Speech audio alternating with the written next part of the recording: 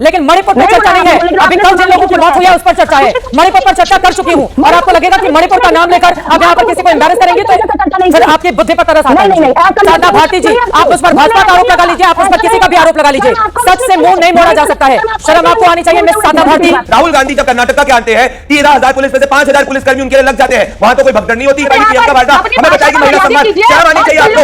शर्म, 13 साल की बच्ची की मृत्यु हुई है, 19 साल के लड़के की मृत्यु हुई है, आप लोग हिंदुस्तानियों की जान की कदर नहीं करते हो, इसीलिए जाके अल्लू अर्जुन को 2 मिनट में अरेस्ट कर दिया। आपको चुल्लू भर क्या, ये लो पानी, ये लो पूरा पानी, और इस पानी के अंदर डूब जाना चाहिए। लाशों पर गिद्धों जैसी राजनीति से बचने की कोशिश करनी चाहिए आम व्यक्ति को। दोनों लोगों को समझा रही हूं, दोनों आप दोस्तों नमस्कार, स्वागत है आप सभी का। आप देख रहे हैं एसके डिबेट। 18 साल के बाद आरसीबी ने आईपीएल का खिताब जीता, लेकिन आरसीबी की इस जीत के साथ एक हादसा भी जुड़ गया। वैसे इसे हादसा नहीं, 11 लोगों का मर्डर कहना ज्यादा ठीक रहेगा, क्योंकि जब ये सब कुछ हुआ तो कर्नाटक की सरकार जश्न मनाने में मशगूल थी। और हद तो तब हो गई जब कर्नाटक के मुख्यमंत्री सिद्धारमैया से इस हादसे पर सवाल पूछा गया तो उन्होंने इसकी तुलना महाकुंभ में मची भगदड़ से कर दी। जबकि महाकुंभ लगभग 45 दिनों का आयोजन था और महाकुंभ में 66 करोड़ से ज्यादा लोगों ने आस्था की डुबकी लगाई थी। वहीं दूसरी तरफ कर्नाटक की सरकार अब तक ये भी पता नहीं लगा पाई है कि इस घटना का जिम्मेदार कौन है। तो आज की डिबेट इसी मुद्दे पर होने वाली है। बीजेपी की तरफ से प्रदीप भंडारी और साधना भारती कांग्रेस पार्टी की तरफ से हैं। दोस्तों वीडियो शानदार होने वाली है, आपसे अनुरोध है वीडियो को अंत तक जरूर देखें। वीडियो पसंद आए तो लाइक करें, शेयर करें, कमेंट करें और मेरे चैनल को सब्सक्राइब करें। तो दोस्तों मेन डिबेट स्टार्ट करते हैं। चलिए शुरू करते हैं। इसी वजह से हमने नाम रखा है कि लोग मरते रहे, जश्न जारी रहा और फोटो सेशन में सारा का सारा सरकार में महकमा, चाहे सिद्धारमैया हो, deputy CM DK Shivakumar हो, सब के सब लोग लगे रहे। महाकुंभ पर खूब राजनीति देखी हमने कांग्रेस पार्टी की ओर से, फिर इसकी भी जिम्मेदारी और जवाबदेही लेनी चाहिए आप लोगों को। ये सरकारी आयोजन नहीं था मैडम, ये आयोजन जो था वो आरसीबी और बीसीसीआई के द्वारा किया गया आयोजन था। क्या बोला तूने? इसमें हमने जो ओपन बस की परेड थी पहले इसको भी हमने स्वीकृति दी, उसके बाद कैंसिल किया। है उसका आयोजन से कोई लेना देना नहीं है। ये मूलतः आरसीबी की ओर से किया गया आयोजन था जिसमें राज्य सरकार भी एक तरीके से हिस्सेदार थी। बात तो सही है, क्योंकि अगर विधानसभा में जाकर मुख्यमंत्री कार्यक्रम में शरीक होते हैं तो यकीनन फिर वो राज्य सरकार का हो, आप कैसे पलड़ा उससे झाड़ सकती हैं? अरे मुख्यमंत्री तो कई सारे कार्यक्रमों में सम्मिलित होते हैं। मैं ये नहीं कह रही, मैं ये भी नहीं कह रही कि सरकार की जिम्मेदारियां नहीं होती, सरकार की जिम्मेदारी पूरी होती है, लेकिन हमने कहा अपनी जिम्मेदारी से भागे। आप ये बताइए ना, आप अरे मुख्यमंत्री की रिस्पॉन्सिबिलिटी होती है लॉ एंड ऑर्डर। दूसरी बात मैं कहूंगी कि बार बार ये कहा जा रहा है हम हर पक्ष की गलती बता रहे हैं। नहीं, हम ये कह रहे हैं कि हम जो कर सकते थे एक सरकार के नाते हमने वो पूरी तरीके से वो कार्रवाई की है, और आगे भी जो इसमें अपराधी साबित होगा, सिद्ध होगा, उस पर कार्रवाई पूर्णतः की जाएगी। ये मोदी जी की कथनी और करनी नहीं है, ये हमारी कांग्रेस पार्टी की कहना है, उसको हम पूर्णतः करेंगे। मैं दूसरी चीज ये कहूंगी, बार बार मैं ये बात कह रही हूँ कि जब आप कहते हैं कि संवेदनशीलता की बात है तो संवेदनशीलता तो हर जगह होनी चाहिए ना।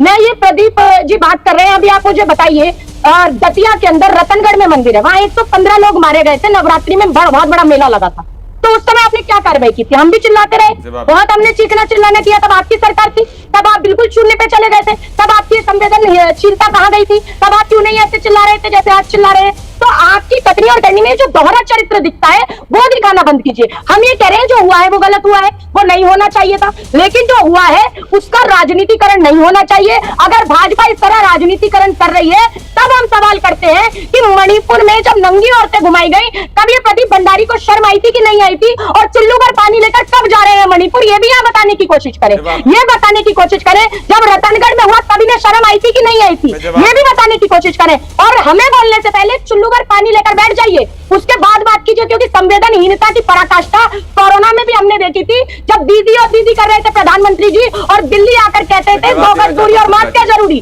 और लाशें सनातन में चलाई नहीं गई, हिंदुओं की बहाई गई गंगा के किनारे। तो शर्म आपको पहले आनी चाहिए। और उन नग्न औरतों को जो नंगी करके घुमाई गई उसमें सैनिक की पत्नी भी थी, तो उनका बदला कब लेंगे? और ये भी बताइए कि सिंदूर रागों में तो बह जाता है, तब आप राजनीतिकरण नहीं करते, और जो 4 नापाक आतंकी आज तक सुपुर्दे खाक नहीं हुए तो हम राजनीतिकरण नहीं कर रहे। हम ये कह रहे हैं जब ये राजनीतिक प्रश्न उठाते हैं तो हम क्यों प्रश्न उठाते हैं, ये बताएं। इस वक्त हम बात कर रहे हैं कर्नाटका की। क्या कर्नाटक के मुख्यमंत्री ने जश्न को रोका जब उनको पता चला बाहर मौतें हो रही थी? नहीं रोका, उन्होंने जश्न को कंटिन्यू किया।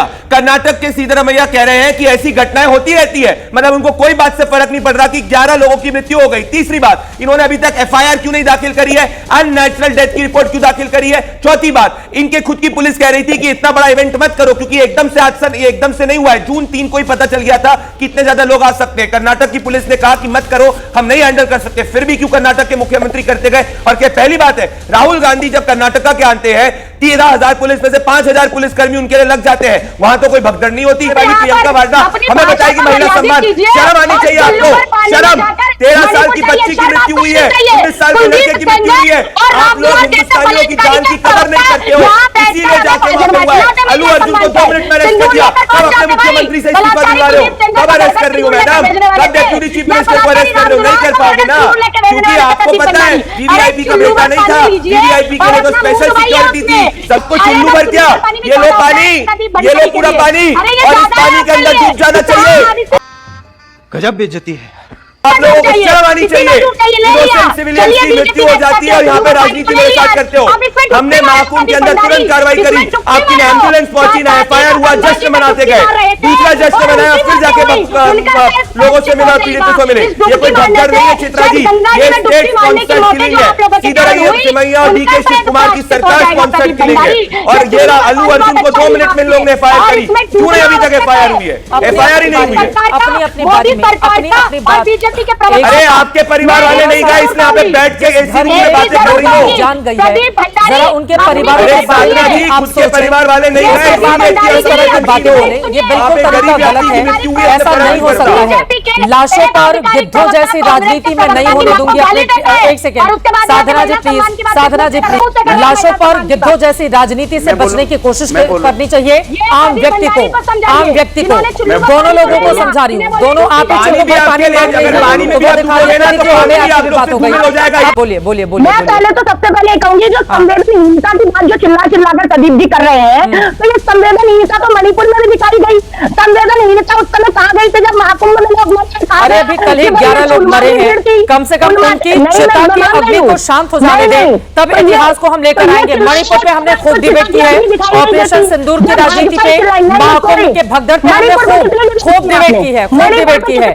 अभी 11 लोगों की चिता ठंडी नहीं हुई है साधना जी, अभी ठंडी नहीं हुई है 11 लोगों की चिता। और मुझे शर्म आ रही है कि आप इस तरह की बातें, जिसके घर के लोग मारे गए हैं उनके घर वालों के प्रति थोड़ी सी संवेदनशीलता कांग्रेस पार्टी के प्रवक्ताओं को रखनी चाहिए। मणिपुर को, महाकुंभ को अभी लेकर आप आ जाएंगे तो उन 11 लोगों के बारे में कौन सोचेगा? कौन सोचेगा? उनकी चिता को ठंडा हो जाने दीजिए, फिर आप सोचते रहिएगा। वो उसी बेंगलुरु के, उसी कर्नाटका के लोग हैं, वहीं के लोग हैं। और मुझे लगता है कि थोड़ी सी संवेदनशीलता आप लोगों को अपने शब्दों में लेकर आनी चाहिए। आपको नहीं मैडम साधना भारती जी, आप उस पर भाजपा का आरोप लगा लीजिए, आप उस पर किसी का भी आरोप लगा लीजिए, सच से मुंह नहीं मोड़ा जा सकता है। शर्म आपको आनी चाहिए मिस साधना भारती। गजब बेइज्जती है। अगर 11 लोगों की मौत पर कांग्रेस पार्टी की प्रवक्ता इस तरह की बेहूदी बातें करेगी तो मैं टोकूंगी आपको। ये बहुत गलत बात है साधना भारती जी, ये बहुत गलत बात है।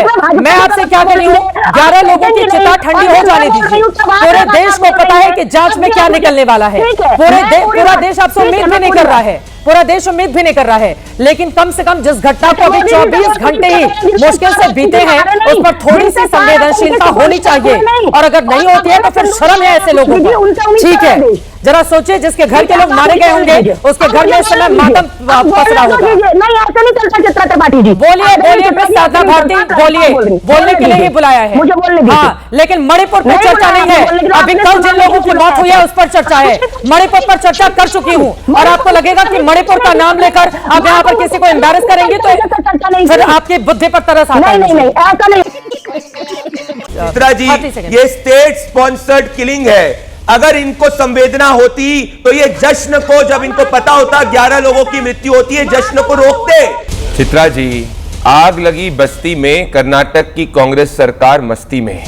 मेरे स्पेसिफिक पॉइंट्स हैं। पहली बात, जब कर्नाटक की कांग्रेस सरकार को यह पता चला कि मौतें हुई हैं मासूमों की, क्या उन्होंने जश्न को रोका? नहीं जश्न को रोका। दूसरी बात, जब कर्नाटक की कांग्रेस सरकार को यह पता था कि उनकी खुद की पुलिस ने 11:58 AM पे कहा था कि वो इतने बड़े क्राउड को मैनेज नहीं कर सकती, तो फिर 3:30 के अराउंड आरसीबी ने क्यों ट्वीट किया और कर्नाटक की कांग्रेस सरकार आगे क्यों कंटिन्यू करती गई? तीसरा मेरा सवाल, 21 गेट है, सिर्फ 3 ही गेट क्यों खोले गए? जमीर अहमद जो कांग्रेस के मंत्री हैं, उनके बेटे के लिए वीवीआईपी सिक्योरिटी थी, परंतु आम आदमी के लिए 21 में से सिर्फ 3 ही गेट क्यों खोले गए? देखा दोस्तों, आपने प्रदीप भंडारी और साधना भारती दोनों को सुना। आप किसकी बात से सहमत हैं? दोस्तों, वीडियो को लास्ट तक देखने के लिए दिल से धन्यवाद। और वीडियो के बारे में आपकी क्या राय है कमेंट सेक्शन में कमेंट करके बताएं। और अगर वीडियो पसंद आई हो तो लाइक करें, शेयर करें, कमेंट करें और मेरे चैनल को सब्सक्राइब करें। तो दोस्तों, मिलते हैं अगली वीडियो में। जय हिंद, वंदे मातरम, जय श्री राम।